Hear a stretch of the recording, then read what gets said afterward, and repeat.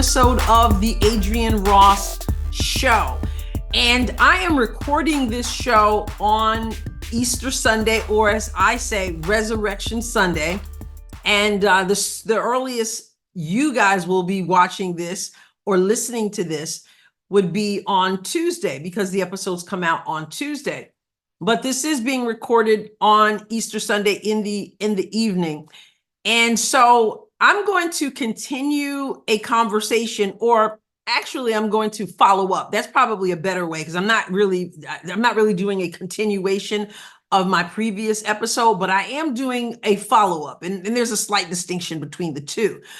But let's dive into this discussion. We discussed last time, the last episode, which came out last Tuesday, this topic: what if Iowa basketball superstar Caitlin Clark were Black? And I really do want to follow that up, because I have to say, I have never had the response from my podcast as I did this one. And I want to thank, I have a slew of new subscribers. At the time, right before I started this recording, I had 9.9 thousand views on this episode. And, you know, for some people, that's like nothing at all, right? But for me, I don't have like 10,000 people watching my episodes on YouTube. Actually, it's a podcast, so most people aren't watching. Most of the time, that number is low. More people are listening. But there's not generally 10,000 people listening to a podcast either. But this one really drew attention. And I want to get into some takeaways that I have from doing this episode about Caitlin Clark. This is March Madness. Now, because this is Sunday, okay, by the time this episode comes out, I need to wipe off my glasses. By the time this episode comes out, we will already know more than we know right now. As of right now, today, South Carolina advanced to the Final Four, as did North Carolina State. So Texas is out, Oregon's out, okay? But on Monday night, that matchup, okay, we should say that redo, not really a redo. What's the word I'm looking for? It's we're going to look again and see LSU versus Iowa. So it's a rematch of last year's championship game. And so it is exciting. I'm looking forward to it. That's on Monday. Of course, you're already ahead of me, because by the time you listen to this or watch this, you already know who won that game. But as of right now on Sunday, I don't, right? We don't. But we will soon enough. So more will unfold, obviously, by the time this comes out. So keep that in mind as I'm talking. Now, what I did was last Sunday, I decided to scrap what my podcast was going to be about. Okay. Now, I don't do sports all the time. I mean, I probably have done only a couple episodes about sports, and I always say A to Z, Adrienne is on it. So I may touch on sports here and there. I talk a lot about politics. I'll talk about culture on this show, and I'm saying this for the benefit of those who are new, because I have so many new subscribers. But I'll talk about a little bit about sports, like I said, maybe a couple times. I'll talk about politics a lot. I'll talk about culture. I talk about education. I'm a former teacher. I taught for nearly 20 years, 7th grade English in New York. And so I'll talk about education. I'll talk about children. I am a Christian. I talk about faith a lot. A to Z, I say Adrienne is on it. But I really don't spend a lot of time talking about sports. But it is March Madness. And I decided last week when I went to record, before I recorded, I said, you know what? I have this plan for what I was going to talk about. And then I said, you know, I'm not going to talk about that. I'm going to talk about this Caitlin Clark stuff. I'm going to ask that question: what if Iowa basketball superstar Caitlin Clark were Black? And so on Sunday, I recorded that episode.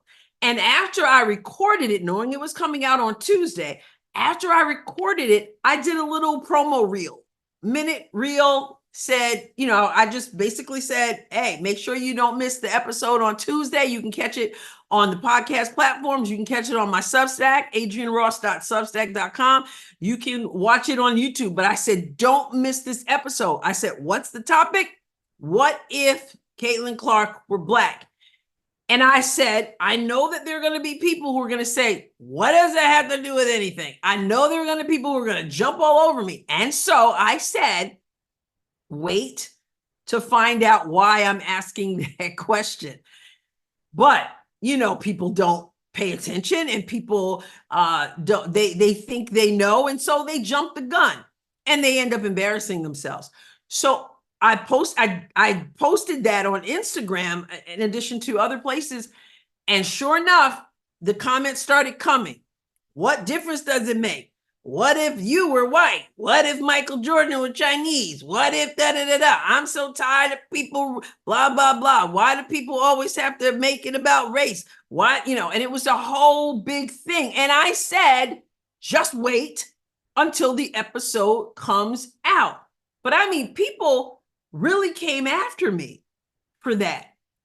And I want to talk about that in a moment. Why that trigger people so much and why we need to hold back on being so triggered.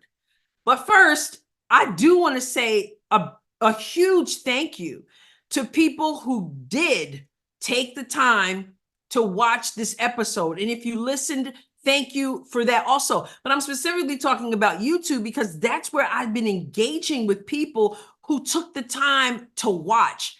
10,000 views almost, a whole lot of comments on it.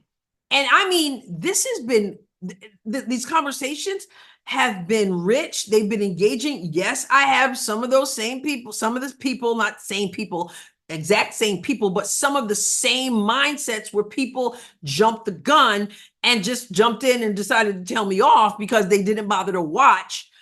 But I want to first say, for those of you who did watch and those of you who've been going back and forth in the comments, it's been an absolute pleasure because we have really delved into some areas that we need to be able to talk about.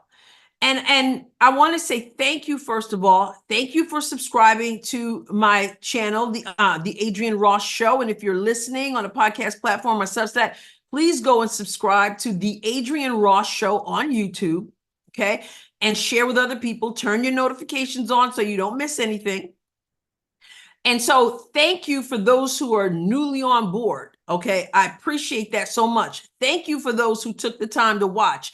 Thank you for those who were not intellectually lazy. That's what I call it. When people don't want to do their they don't want to do their due diligence and they just want to jump in and just start running their mouths. So thank you for those who did not do that, but who watched. And then for those who gave feedback, it was most of it was so respectful, was so enlightening. I learned things. I was able to share things. And I thought it was rather cool. And I get back to some of the cool things in a moment. But first, what's up with the people who just assumed that I deserved a spanking because I asked, what if Caitlin Clark were Black? I want to address the people who somehow think that we can never, ever have a conversation that has to do with race. Guys, you gotta mature a little bit here, okay? I did a Facebook Live and I did an Instagram and a Facebook Live after I started getting some of the negative feedback on Instagram and even one on my business page on Facebook. And I'm gonna deal with some of those things that I talked about then. Please stop thinking that every time you mention race, it's inappropriate, it's race baiting, it's playing the victim. I got accused of playing the victim because they didn't watch. So people assumed, they looked at me and they assumed that I was coming after Caitlin Clark. I wonder what made them think that. They looked at me and they made that assumption. There were some racist comments that came at me. There were some who had, stereotyped me and said, I'm tired of, people playing the victim, always the victim, always the victim. And it wasn't even that at all. For those of you who watched, there was no victim in it. There was no coming after Caitlin at all. In fact, I was calling out the people who were assuming that Caitlin Clark should sit down and be quiet, and somebody else, someone Black, should be the face of basketball. My jumping off point was actually an article that was in the USA Today that said that very thing, that Black women should be the face of women's basketball because they paved the way. And I challenged that, but people just assumed and jumped on me some that it was the exact opposite, that I somehow had to be hating on Caitlin Clark, right? I had to be hating on Clark. And it wasn't the case at all. So to the people who think that it's never appropriate to talk about race, and to the people who feel, what difference does it make because, we all won, God made us all. Yeah, God did make us all. Please hear me. If you think that the God who created us in all of our uniqueness is somehow desiring that we never mention a person's skin color or a person's cultural background or a person's ethnicity. Now, I use the term race. I know God created one human race, okay? But we use the term race when we talk about ethnicity and different things, color. So understand what I mean when I say race. So people got upset because I said Black or because I said white. I'm totally not interested in not living in a world where you cannot discuss these things where it's relevant.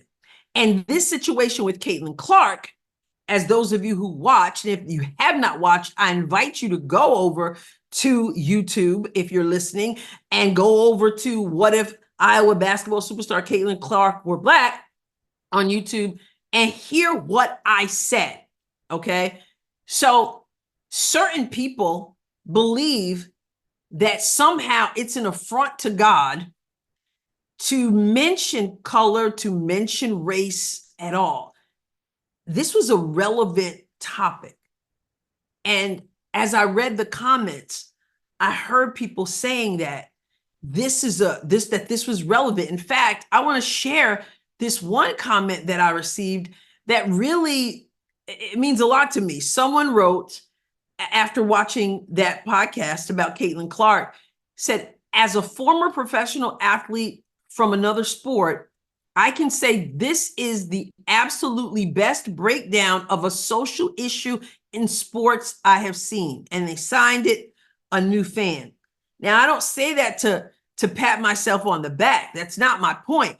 But I say that to say that we don't live in a colorblind society. And I know that there are people who say we should. And I know that there are people who say that's what Dr. King was looking for. I say absolutely not. Dr. King wanted us to live in a society where we would not be judged by the color of our skin, but by the content of our character, that we would not be judged by. But a lot of judging along those lines was going on concerning Caitlin Clark. And so I took that on. But again, I don't want you to look at me and pretend that you don't see that I'm a Black woman. That's not like somehow, oh my goodness, I feel good. They don't notice that I'm Black. I don't have a problem with I am Black, right? I don't have a problem with that. I have a problem if all you see is that I'm Black. I have a problem if that's all you see. I have a problem if you're using race to race bait. But we should not be triggered simply because we encounter someone using the word Black, someone using the word white, someone saying, how might things play out differently? How might perceptions be different? How might acceptance be different if the reverse were true? And these are things that matter because It speaks to where we are. It reveals what's in our hearts, and we're grown-ups and we can handle it. It's not race baiting to do so. We had the whole discussion that there would be some differences if Caitlin Clark were Black. And I didn't say you had to agree with me. All I asked was that you take the time to watch. Guys, when we walk into a room, we don't leave our worldview outside of the room. So when these people turn on the television, okay, and they're looking at a sport, they don't leave their worldview, they don't leave their perceptions behind. And so the question about Caitlin Clark, since I had heard the buzz about it, and since I had seen some of the angst toward her, I felt like it was a legitimate conversation to have. And as I read your comments, I see that many of you felt the same way, or many of you, it was eye-opening or whatever. So we've got to get past the point where we get so triggered, because I tend to think that people who get triggered that way, there's something going on inside them. You know, if you just can't talk about it and you blow up and you cuss me out and you just, you know, the racist comments come out, or you stereotype me, or, you know, how dare I think that we've got to examine ourselves if that's our response. We've got to be able to have these conversations in our culture, and we've got to be able to challenge things like I did when that woman wrote for the USA Today and said that Black women, and this was a white woman who wrote this article, not a Black woman, okay, but a white woman who said that Caitlin Clark should not be the face of women's basketball because it was Black people who paved the way for these people. Now, there are a lot of white people in there too, but this was her mindset. And I'm saying, no, people who love sports, they want the best people out there. And I'm not saying that there aren't Black people who are doing a great job, but we know that Caitlin Clark is just phenomenal, okay? And so she deserves every accolade she receives. And so her race, her color should not play a factor. But for some people, it does. But we've got to examine ourselves. So some people have something going on in their own hearts. So when somebody else brings it up, they got to say something about it. The other thing that I do recognize, I do understand, and so I try to have some mercy. We're living in a time where people are so quick to call people racist. They're so quick to say, oh, you said that because you're racist. Oh, you said that because, and people, it's a political football that gets tossed around and all that stuff. And I deal with that a lot because I deal with politics a lot. Okay. So some people get triggered because they think, okay, once again, somebody's saying that people are racist and somebody's bringing the race card and somebody, you know, and so they get triggered. But what we got to do is we got to slow down. We've got to breathe, and we have to know what we're talking about. It is embarrassing. And I tried to warn people. It is embarrassing when we don't do our due diligence and then we try to do a drive-by troll or a drive-by insult. We look foolish. And there were people on YouTube who did that, and I responded, and you know what? They disappear because some of them won't man up. Now, I jumped the gun as well, so I'm going to woman up. Someone had left a comment, and she was quoting, you know, kind of paraphrasing Dr. King. You know, I dream of something like, if we lived in a world where you could step on the court, and not be judged by, you know, color, whatever. So my thought was that it sounded as if she was sort of trying to put me in my place because I mentioned race or I mentioned color, and she didn't think it was appropriate. And so I gave her the what for and said, listen, I'm not interested in living in a society where we can't talk about race. You know, I'm not interested in not being able to talk about things that are relevant to intelligent conversation. And so when she came back, she did come back, and she was just like, wow, I'm sorry that, that I, evoked that kind of response. I was actually, she said, agreeing with you. That was my way of supporting you. And she apologized that she didn't word it properly. And then I had to come and say, no, you don't apologize because I misunderstood you. I apologize that I jumped the gun But all these people have been jumping the gun and then just making assumptions about me. And that's where I was coming from. But then I said, but that's no excuse for me jumping the gun as well, right? So then I had to say, please forgive me. I apologize. So a lot of times when we do jump the gun, it's because what's going on the inside of us. And so I got people coming at me about this Caitlin Clark thing without ever taking the time to hear where I was coming from and what I was saying and the validity of it. But this is the cool thing. Sports has a way of really bringing people together. Now, I coached and so I know I've coached with men. I should say with a man. I had one of my good friends and one of the leaders, one of the pastors in the church that I was in back in New York when I was still in New York, born and raised in New York, but I left a few years ago. But he was my assistant coach. He knew way more than I did. That's what good coaches, head coaches should do, by the way. Be secure enough to get people who know more than you, right? Because the team is what matters, right?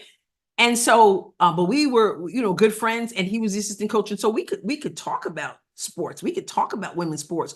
But I don't believe I've ever really talked to a man like we've been doing in the comments of that podcast episode. People are really, the issue of the race issue is more than sports. It's more than Caitlin Clark. It was about how, people's perceptions and worldviews and things like that. And I said that, but still to be able to engage with both men and women on that video has been phenomenal. And people bringing up things that I didn't know about current players and even mentioning things about former players. It's been rich. And so I feel sorry for those who did the drive-by, insult. They should have hung around. And I encourage you to go through some of those comments if you haven't, because it's really cool. And so this is the thing, though, whether a male athlete or female athlete, when we are looking and we're witnessing people who are good at what they do, it only makes the conversation better. It only makes the viewership stronger.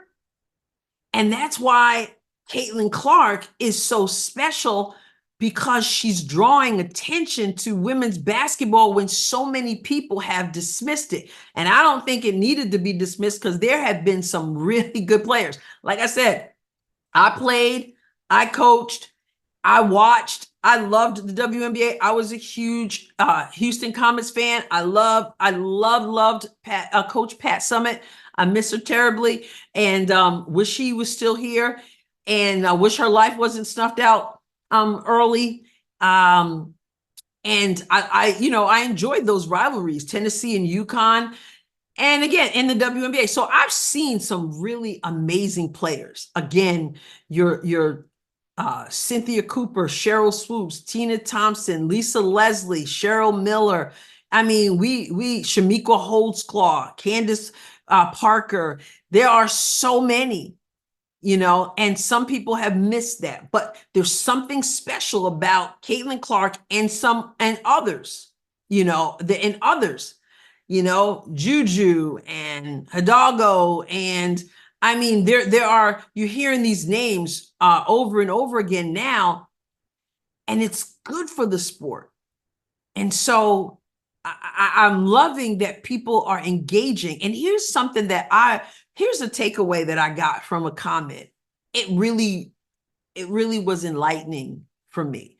Someone was saying that we need to pay attention to these women players, because these women players today who are good, they're shining a light on those who came before.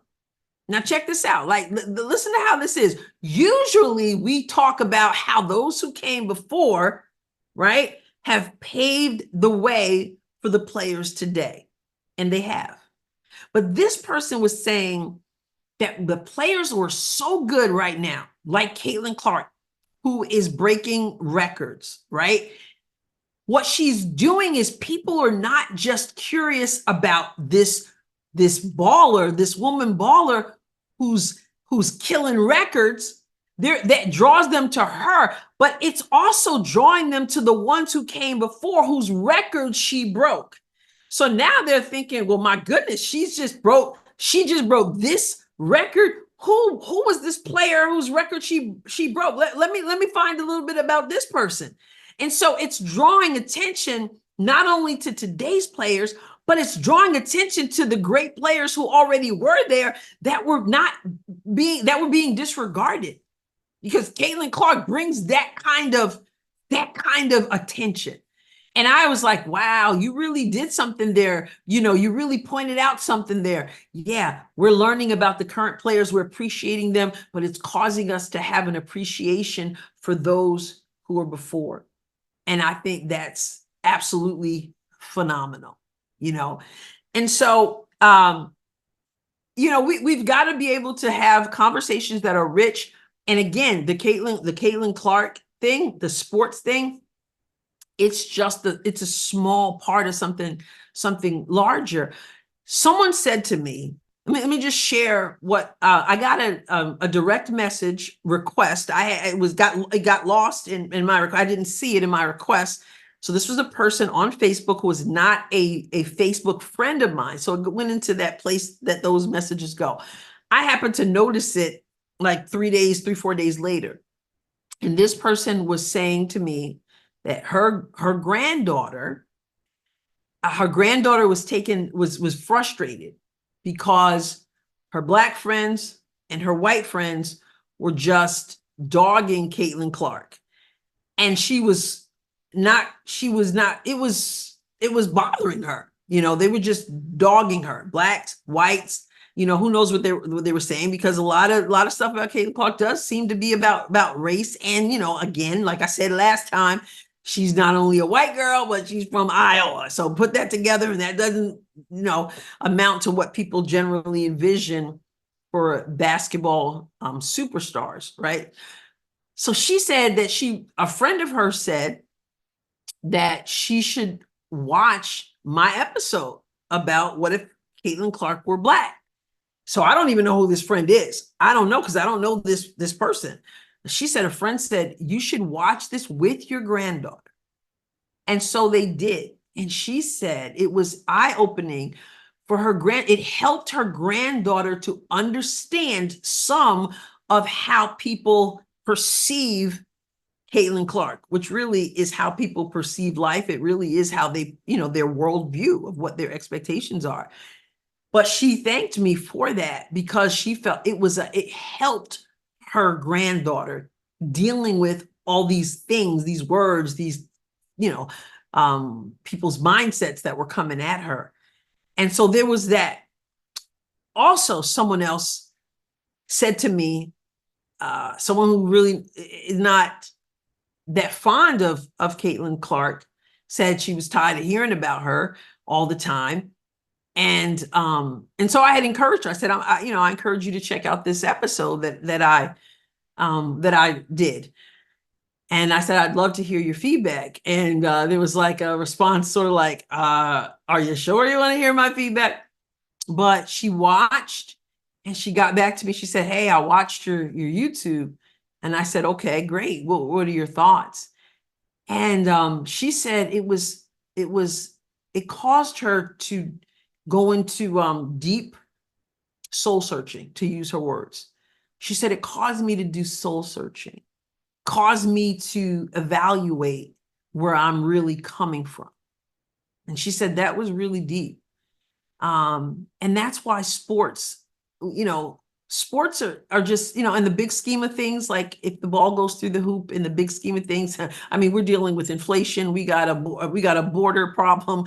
We've got people who want to wipe us off the map. We've got crime off the hook. So in the big scheme of things, it's like, whether the ball goes through the hoop or not, like that's really not a big deal. But I believe that it speaks to so much more. My conversation the other day wasn't just about a basketball going through a hoop, obviously. As that person said, as a former professional athlete from another sport, I can say that this is the best breakdown of a social issue in sports I've seen.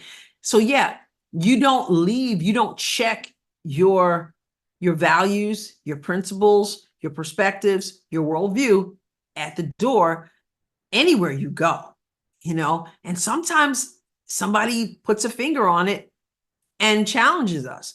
And so this person actually said, I had to ask myself, this is a Black person. And she said, I had to ask myself, am I a racist? And, but it caused her to search, And so again, we cannot live in a society where we allow people to usurp language and conversation. Now, I don't want to talk about race all the time. Like I don't, nobody wants to hear about race all the time. Nobody wants to discuss race all the time. But there are contexts in which it's an appropriate conversation to have, where people who are willing to get beside their beyond their triggers and actually engage like adults, then we can have meaningful discussions that have to do with sports, because that's kind of cool, and sports brings people together and it's exciting, and to cheer people on and to boo people, like I boo UConn, like I boo LeBron James. I know that triggered some people right there. I'm kidding, but yeah, it's that, but it's so much more. And so this is, as I'm talking, I am following up that conversation about Caitlin. I am saying thank you to those who have engaged and those who subscribed. And I am saying that I've enjoyed the discussions and stuff. I am saying that some people just were off the hook with their responses, but there's a bigger picture here, because I always deal with the bigger picture. I'm usually not talking about sports. I'm dealing with life. And one of the things I have noticed is that I call it the bastardization of language.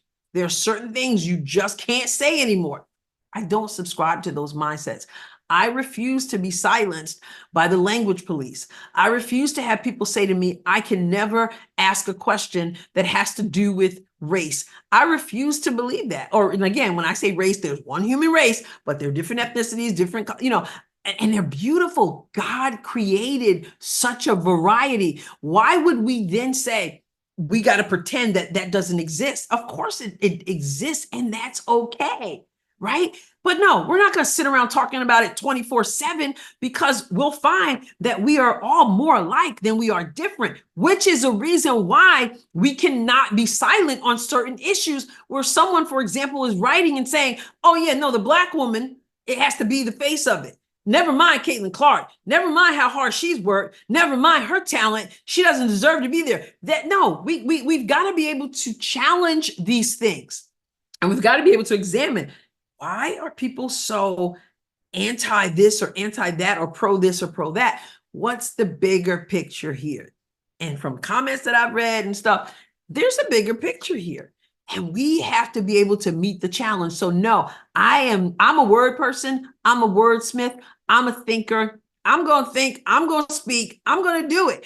I have a platform. I believe God's called me to speak, not necessarily just about sports, but this is bigger than sports. And so I want to use my platform with boldness. I'm not going to be silenced. And because some of you have joined in on the conversation, you've enabled us to have something rich that other people can take a look at, and other people can say, yo, there's something here, and let's dive into it and not be afraid to do that. And so thank you. And let's be open, and let's have these conversations. I'm not going to be silenced by the word police, by the language bastardization people, by the woke people, or any of that. That's not me. And so for those people, I have a message for those people who tend to look at me and just assume that I fall into a certain category. You're going to be absolutely, probably, I want to say many of you are absolutely going to be disappointed, because I don't subscribe to those kinds of things. Okay. So if you have not checked out the last episode, What If I Were Basketball Superstar Caitlin Clark Were Black, please check it out. And for those of you who have subscribed, please make sure you turn your notifications on. Please share with other people, and also go to my Substack, which is adrienneross.substack.com. I don't just run my mouth. I'm a writer, so I write, and you can check that out. So I'm going to close out shortly, but I want to just take a break for these messages, and then I'll be right back to wrap this whole thing up. Hey there, local folks. Remember, Guardians of Liberty meets every Tuesday at 5:00 p.m. at Delmonico's in Jackson, Missouri. Each week, they have fascinating speakers who engage, educate, and empower. Guardians of Liberty continues to proclaim liberty throughout all the land. On April 2nd, Caleb Hotchkiss is presenting on preparing for hard times. And on April 9th, it will be the first of a 5-part documentary series. Do you remember the Bundy standoff? That was the controversy out west regarding the standoff at the Bundy Ranch 10 years ago.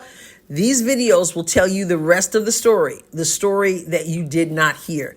So check out Guardians of Liberty, 5:00, Delmonico's in Jackson. Listen, if you've ever owned a car, you know that a car has to be maintained, and every once in a while, it needs a little extra something. And when that happens, you want to be able to take it to someone you trust. DL Transmissions offers a free transmission inspection, just like the owner Daryl's dad, Ben LeGrand, did back in 1953.